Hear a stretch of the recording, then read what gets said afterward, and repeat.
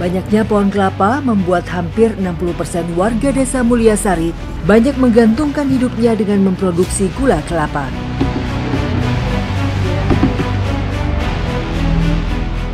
Wah, nih Bu Ika sama Bu Samsia juga udah naik. Untuk penyadap air niranya saya juga mau coba untuk menyadap dan membantu mereka.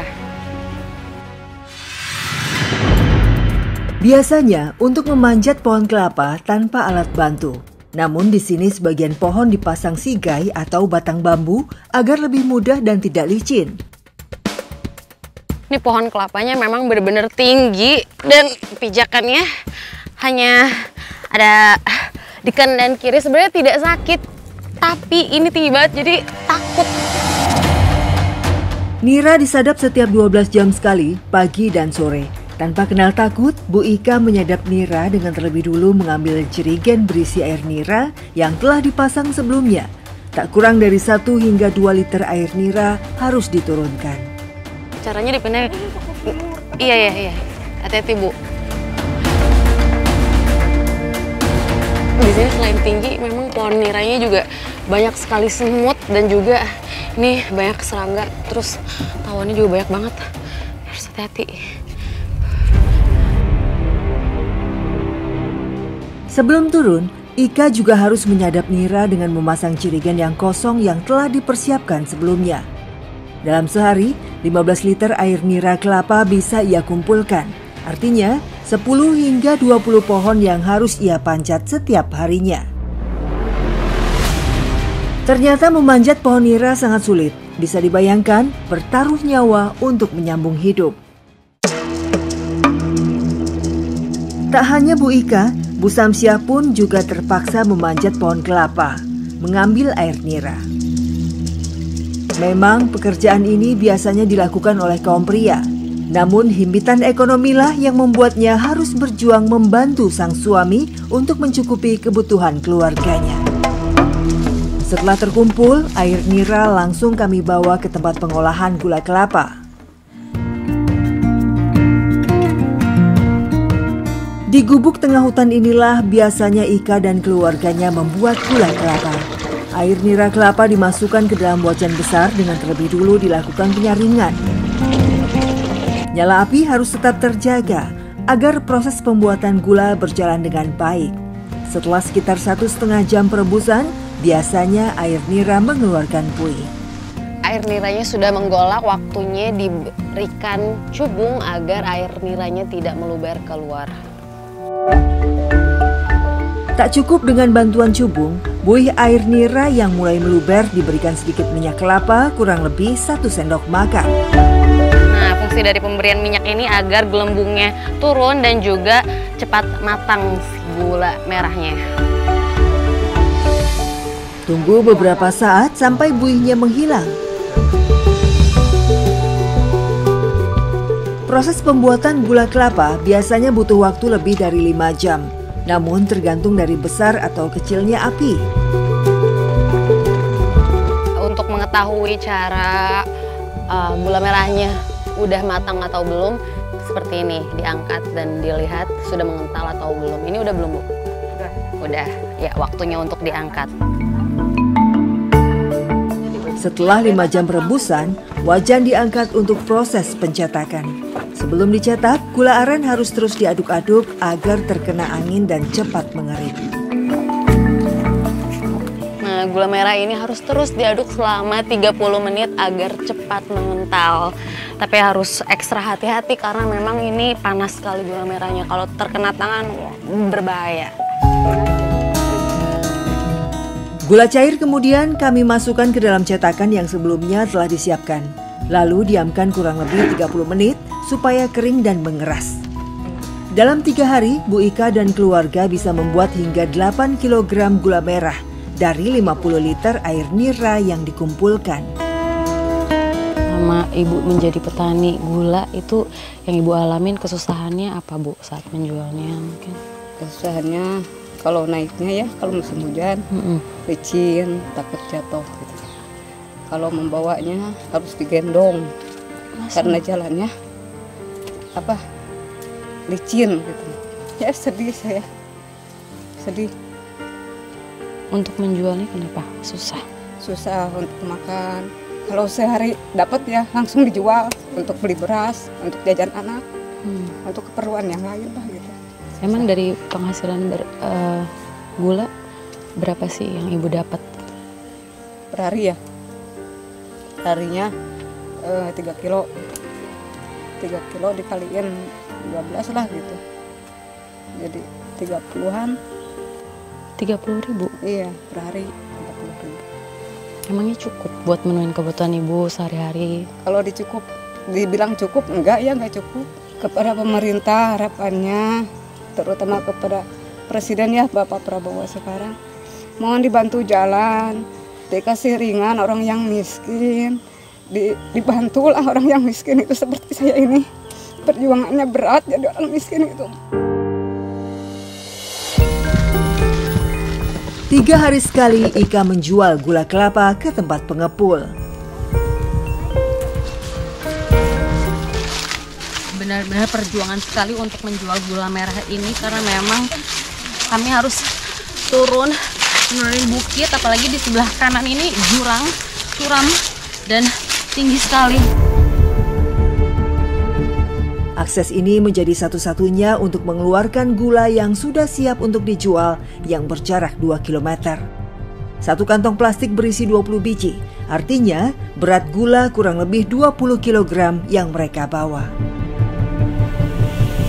Harga gula kelapa dipatok Rp12.000, bahkan pernah turun hingga Rp6.000 per kilonya.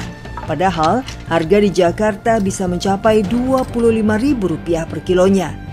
Infrastruktur jalan yang sulit membuat biaya angkut hasil bumi warga menjadi mahal, sehingga mereka pasrah dengan harga yang ditetapkan oleh pengepul.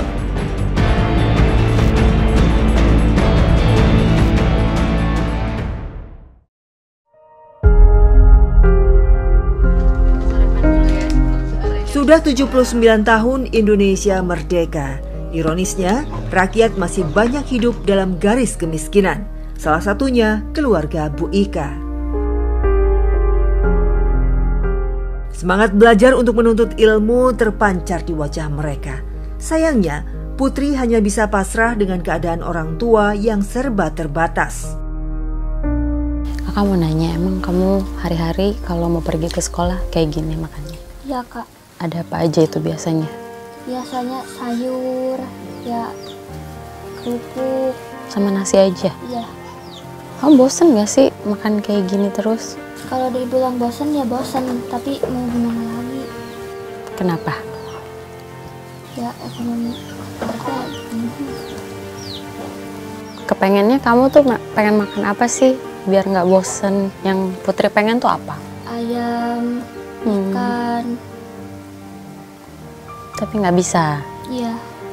Memang setiap hari mereka sebelum berangkat ke sekolah harus sarapan terlebih dahulu. Namun yang saya lihat memang kondisi makanannya sangat amat sederhana, jauh dari kata layak, jauh dari gizi yang cukup untuk memenuhi nutrisi mereka. Bagaimana mereka bisa cerdas dan menerima ilmu dengan baik ketika nutrisi pun tidak terpenuhi.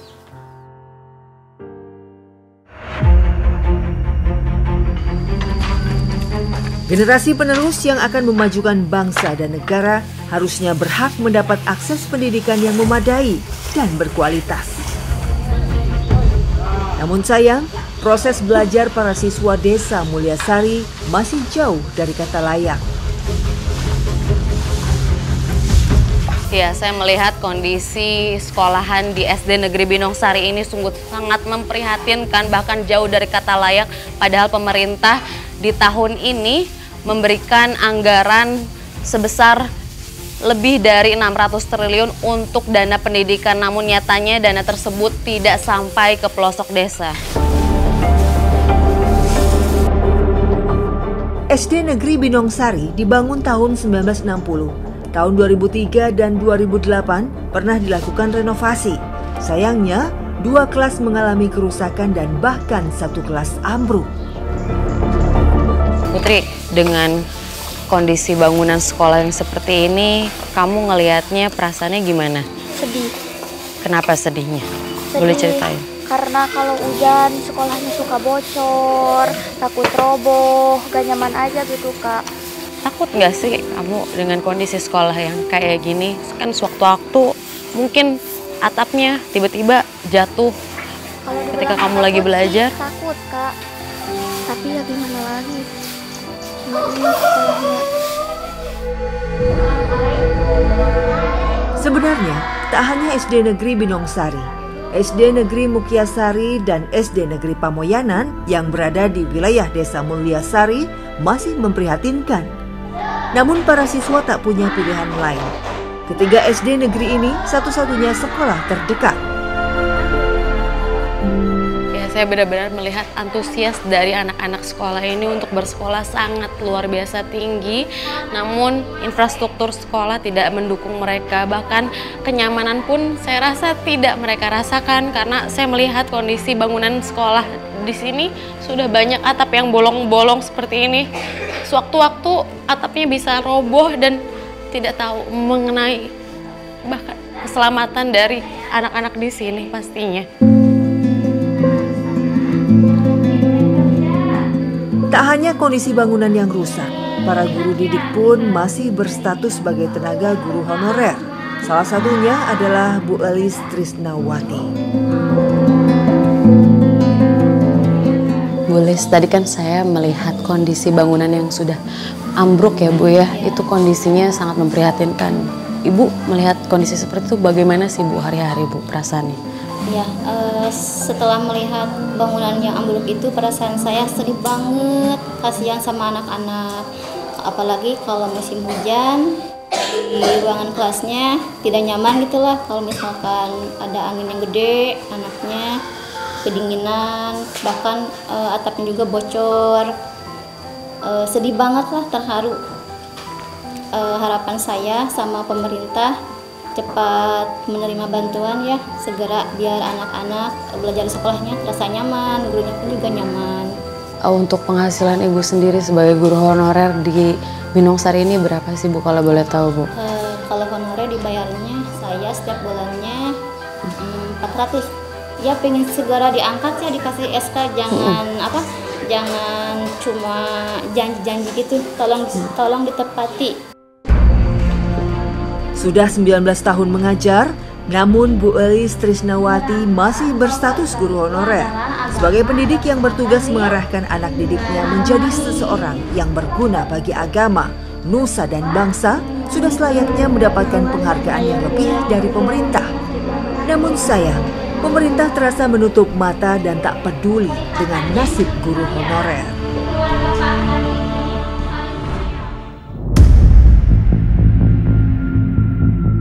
Salah satu penghasilan warga lain adalah getah karet. Dan inilah kebun karet milik Butika. Lahan seluas 1/4 hektar ini ditanami 200 pohon karet.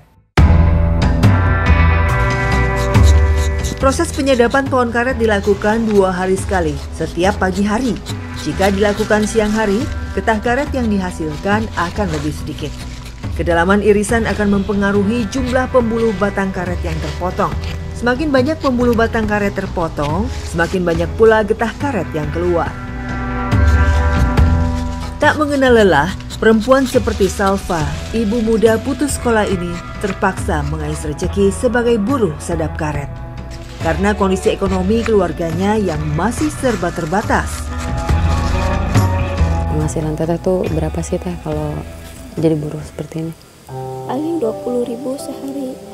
Itu penghasilan Teteh untuk 1 bulan itu cukup nggak memenuhi kebutuhan? Ya cukup-cukupin aja Teh. Ya gimana lagi, bantu suami cari uang. Oh Teteh udah menikah? Udah. Sekarang umur berapa Teteh? 20 tahun. Menikah usianya berapa? 14 tahun. 14 tahun? Kenapa milih menikah muda Teh? Terpaksa. Orang tua gak punya biaya. Pengennya sih sekolah sampai kelas 2 SMP tapi tidak tamat. Pengennya kayak orang-orang sih, pengen sekolah. Seharusnya aku tuh baru lulus kemarin, wisuda seperti orang-orang teman-teman wisudaan. tapi siapa yang gendong anak.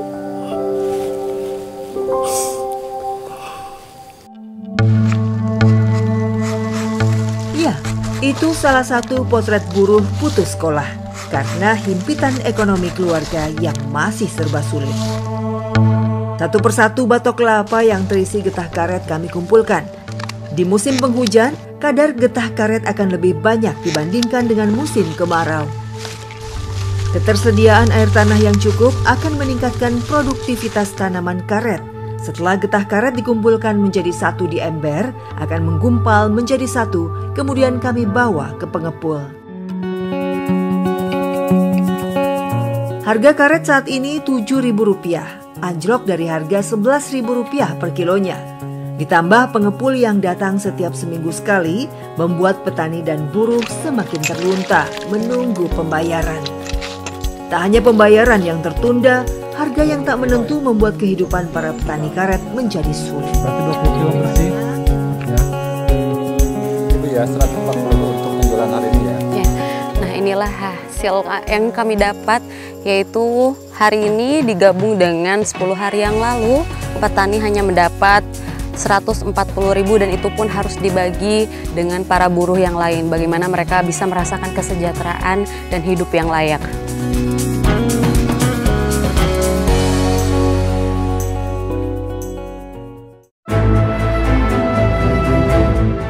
Kami mohon doanya dan dukungannya serta partisipasi dari pemerintah pusat, baik Bapak Presiden, termasuk menteri terkait, juga para anggota dewan, Bapak Gubernur, anggota dewan provinsi, anggota Bapak Bupati Kabupaten Cianjur, anggota dewan. Lihatlah keberadaan warga desa kami sampai saat ini. Kami cukup rasakan kalau lihat dari perkembangan desa, kami memang termasuk desa berkembang. Sebetulnya itu masih jauh. Kalau desa kami termasuk desa berkembang, sebetulnya masih termasuk desa terpencil, sangat terpencil. Untuk itu kami mohon sekali lagi, mohon bantuannya untuk desa kami berupa infrastruktur berupa air bersih, berupa pembangunan sekolah, infrastruktur jalan desa. Karena memang jalan desa itu sangat vital. Kami menggunakan anggaran DD saja dalam 1 tahun itu tidak begitu panjang karena nilainya sangat terbatas.